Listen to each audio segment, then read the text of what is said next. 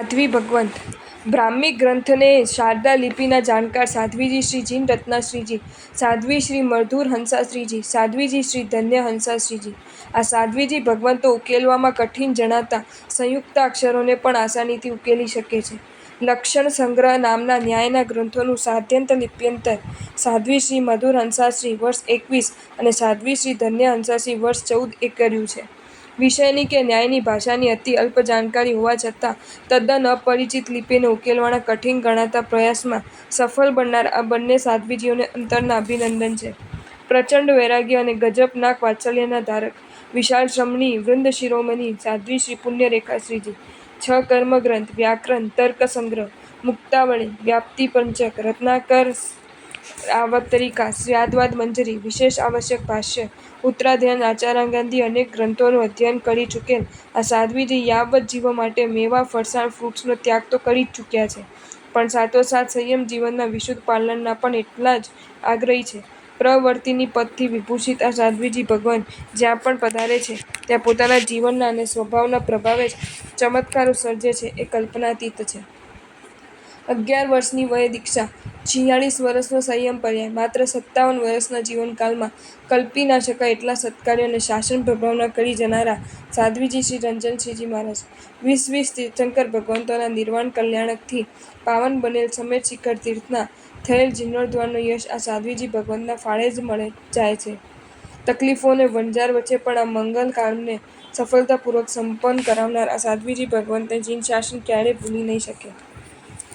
ગુરુ સમર્પિતતા, વૈયાવચ તત્પરતા, પાપભીરુતા અને પરોપકાર રસિકતાના મંગલ ચતુષ્કના ધારક સાધ્વીજી શ્રી રોહિણાશ્રીજી. શિષ્યાઓ વચ્ચે બેસીને સ્વાધ્યાય ઘોષના મધુરા ગુંજન જો આ સાધ્વીજીએ ચાલુ રાખ્યા તો અંતર્મુખતાના સ્વામી બન્યા રહીને પરિવારજનો માટે આ સાધ્વીજી આદર્શભૂત પણ બન્યા રહ્યા. આચાર ચુસ્તતાની સાથે બ્રહ્મચર્યજન્ય પવિત્રતા, વાત્સલ્ય પ્રદાનની સાથે સહાયક વૃત્તિ અને ગુણાનુરાગિતા સાથે પ્રશાંત સ્વભાવ, આ ગુણ વૈભવના સહારે સાધ્વીજી સૌના દિલ જીતતા રહ્યા. લગ્ન કર્યા પછી પણ દોઢ વર્ષ સુધી બ્રહ્મચર્યનું અખંડ પાલન કરતા રહીને સંયમ જીવન અંગીકાર કરવામાં સફળ બનેલ સાધ્વીજી શ્રી વસંતપ્રભાશ્રીજી.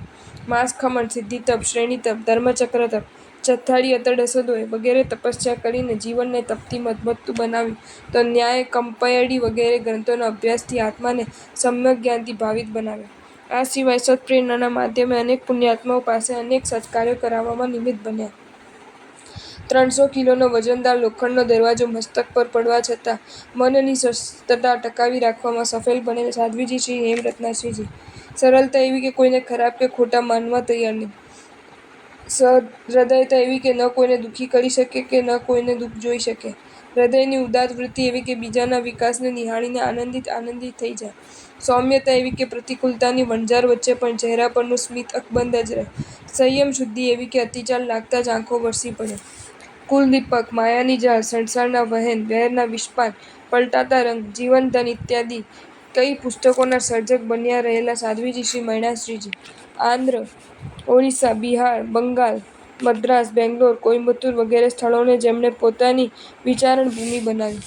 કપડવંજમાં 45 ફૂટ ઊંચો આગમસ્તંભ, હૈદરાબાદમાં સુધર્મા સ્વામી લાઇબ્રેરી, કોઈમ્બતુરમાં સંઘની સ્થાપના, રાજમુંદ્રીમાં સંઘની એકતા, પાલિતાણામાં સૂર્ય શિશુ સાધના સદનની રચના વગેરે સ્તુત્ય કાર્યો જેમના પ્રેરણાથી થયા એ આ સાધ્વીજી ભગવંત હંમેશાથી સંઘના વિકાસ માટે હોંશીલા અને ખંતીલા જ બન્યા રહ્યા.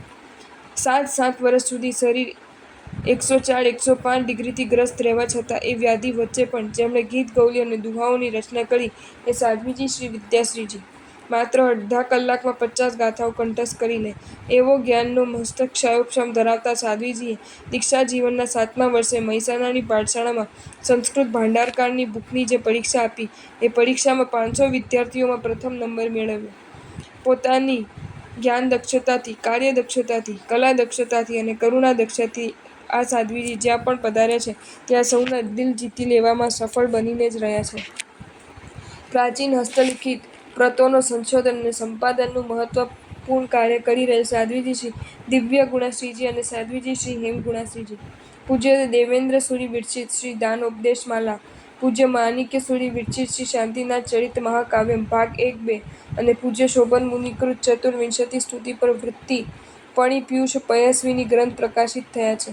આ બંને સાધ્વીજીઓ પોતાની સંસારપક્ષીય માતા સાધ્વીજી શ્રી રમ્ય ગુણાશ્રી હોવાના કારણે રમ્ય રેણુના નામે જ લેખન સંપાદન કરે છે.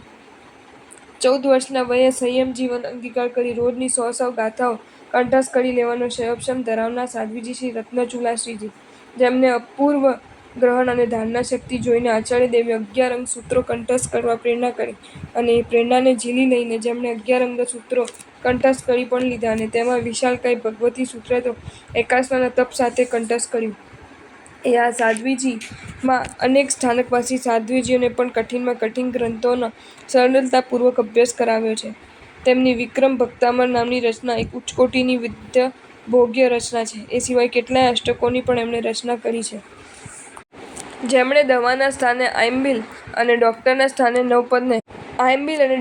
સ્થાને નવપદને પ્રતિષ્ઠિત કરી લીધા હતા. એ સાધ્વીજી શ્રી પુષ્પચૂલાશ્રીજી માત્ર 19 વર્ષના ટૂંકા પળિયામાં વર્ધમાન તપની પ્રથમ વખતની 100 ઓળી પૂર્ણ કરનાર અને 74 વર્ષની જૈફ વયે વર્ધમાન તપની બીજા વખતની ઓળી પૂર્ણ કરનાર આ સાધ્વીજી ભગવંત પાસે વચનનું માધુર્ય જો શેરડીને શરમાવી દે તેવું હતું તો એમના સ્વભાવની શીતળતા બરફને પરાજિત કરી દે તેવી હતી.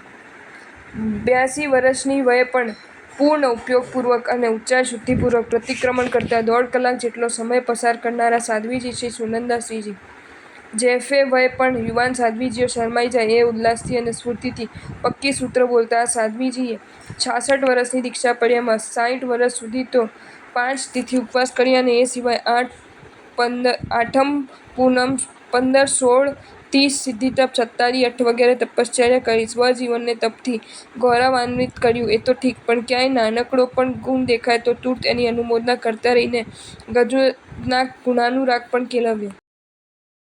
જો તમને આ વિડીયો ગમ્યો હોય તો આ વિડીયોને લાઈક કરો અને શેર કરો અને આવા જ નવા વિડીયો જોવા માટે જૈન ફેક્ટ્સ એન્ડ સ્ટોરીઝની ચેનલને સબસ્ક્રાઈબ કરો. ધન્યવાદ.